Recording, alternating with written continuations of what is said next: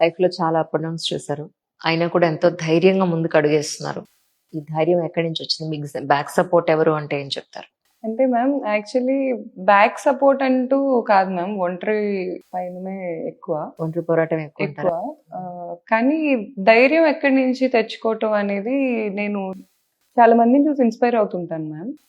అందులో నెంబర్ 1 ధైర్యం గురించి చెప్పాలంటే పవన్ కళ్యాణ్ గారు. సీరియస్లీ 100% ఎందుకంటారు చెప్పండి? వై? ఆయన నోట్లో నుంచి మాటలు రావు మ్యామ్, దమ్ము ధైర్యం వస్తాయి. ఈవెన్ పవన్ కళ్యాణ్ గారి మాటలు ఎవరైనా మైక్ తీసుకొని ఇమిటేట్ చేయాలన్నా చేయలేరు, రాదు, వణికిపోతారు. ఎందుకంటే ఆ మాటలు ఎవరు మాట్లాడలేరు. ఆయన స్పీచ్ చూస్తుంటే నాకు ఒకటే అనిపిస్తుంది, లెక్కలేదు. ఆయన ఆశయం వెళ్ళాలి మైండ్ లో నుంచి మనుషుల్లోకి, అంతే. అండ్ ఇప్పుడు మనం చాలా ఫిల్టర్స్ వేసుకొని బతుకుతాం మ్యామ్.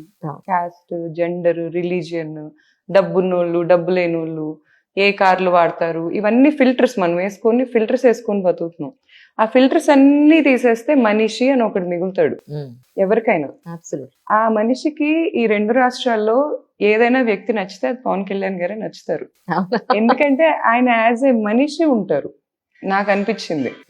అండ్ నేను చూసిన ఇంటర్వ్యూస్ లో కూడా ఆయన ఒక స్పీచ్ లో చెప్పారు, సక్సెస్ అంటే ఎదగటం కాదు, పడ్డప్పుడు ఎలా లెగుస్తారు, మళ్ళీ ఎంత ఫాస్ట్ గా రీబౌన్స్ అవుతారు, ఎంత సక్సెస్ఫుల్ గా ఉంటారు.